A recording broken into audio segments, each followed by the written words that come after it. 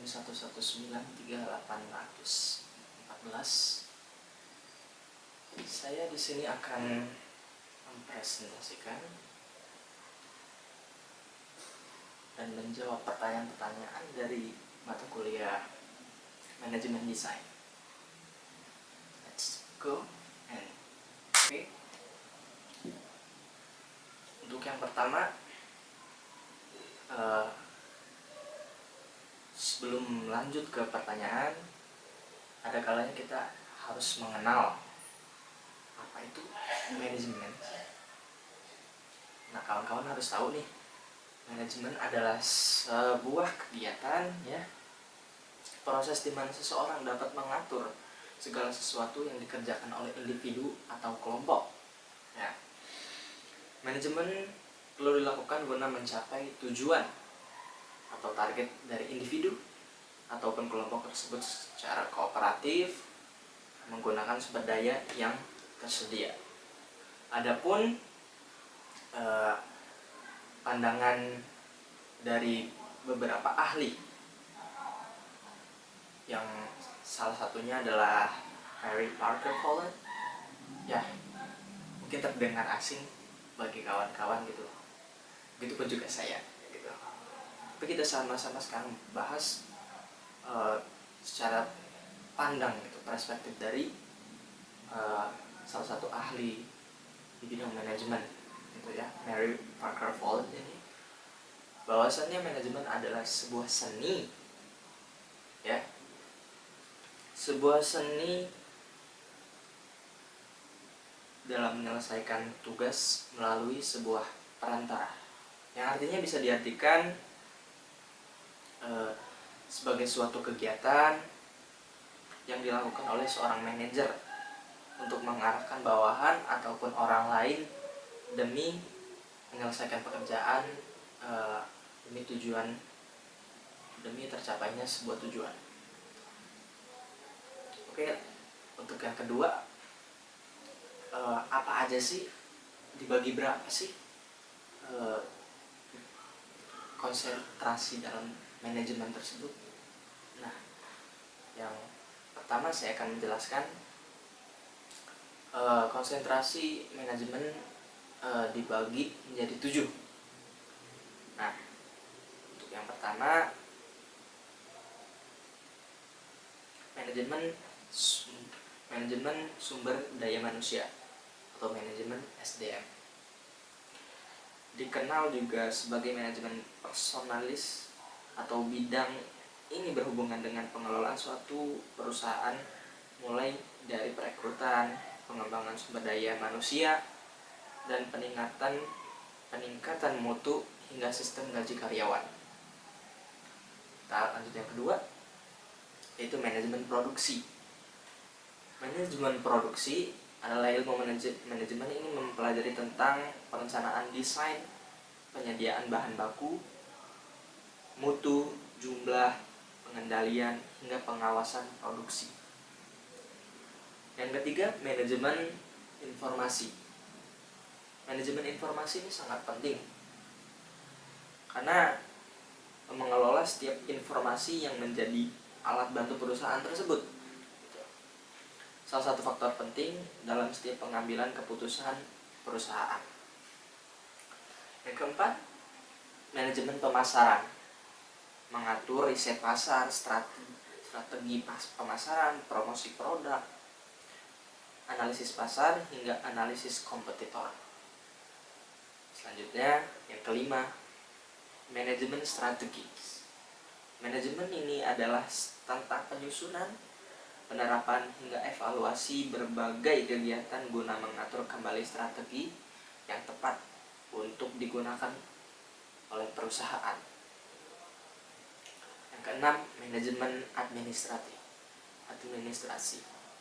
Pada manajemen ini, perusahaan mengumpulkan, mencatat, dan mengelompokkan data yang keperluan manajemen lainnya.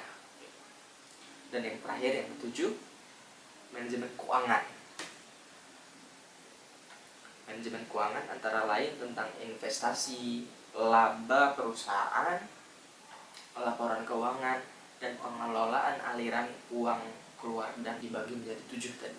Nah, untuk pertanyaan yang ketiga kita akan jawab bareng-bareng.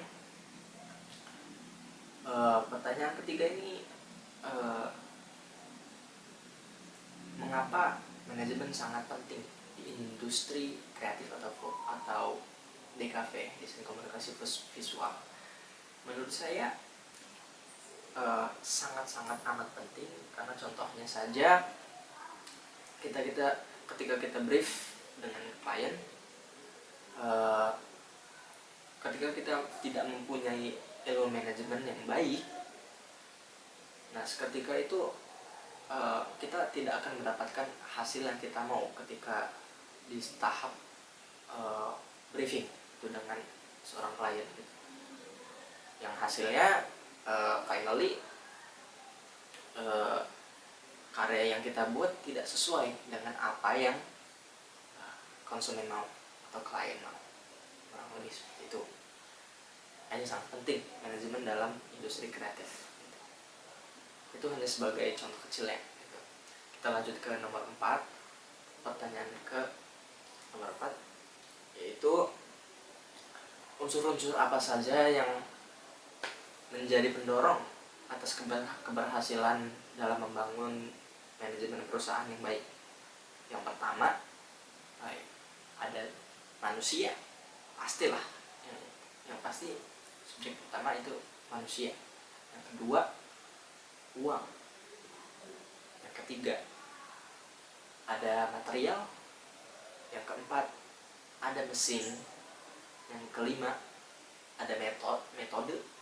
Dan yang keenam, terakhir, ada pasar. Kita lanjut ke pertanyaan nomor 5, yaitu apa ciri perusahaan yang memiliki manajemen yang baik? Nah, ciri perusahaan yang memiliki manajemen yang baik itu, yang pertama kita bacakan di sini, memiliki jam kerja perusahaan yang jelas dan teratur. Yang kedua, semua anggota, keluarga karyawan, istri, suami, anak mendapatkan tanggungan kesehatan. Ketiga, perusahaan memberikan kepada karyawan hak untuk cuti tahunan juga gitu. Yang keempat, perusahaan yang baik memberikan bonus tahunan. Yang kelima, pengembangan diri dan kinerja karyawan sangat diperhatikan, sehingga pelatihan, workshop atau outbound rutin diadakan oleh pihak perusahaan. Yang keenam, perusahaan memberi jenjang karir yang jelas untuk para karyawannya. Yang ketujuh, perusahaan benar-benar sehat dan bonafit, sehingga terkadang memberikan tunjangan perumahan, kendaraan, dan pendidikan untuk para karyawannya. Dan yang terakhir, 7, perusahaan yang baik akan memberikan pesangon dan tunjangan hari tua. Pertanyaan yang keenam. Yang keenam adalah, apa sih standar manajemen yang baik itu?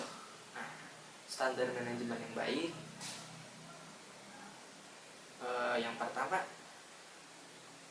adalah memiliki perencanaan, perorganisasian, terus penempatan dan pengarahan, dan juga pengawasan. Dan yang terakhir adalah saya akan memberikan 2 contoh kecil ya, 2 contoh kecil dari sebuah perusahaan brand terkenal, yaitu McDonald dan juga Pizza Hut. Nah, saya memilih 2 perusahaan dengan produk makanan gitu ya, karena menurut saya dua-duanya perusahaan ini memiliki manajemen HR yang baik, kan terbukti dengan mereka memperluas segmen pasar mereka ke berbagai belahan dunia dengan cita rasa dan kualitas yang sama-sama dengan uh, dimana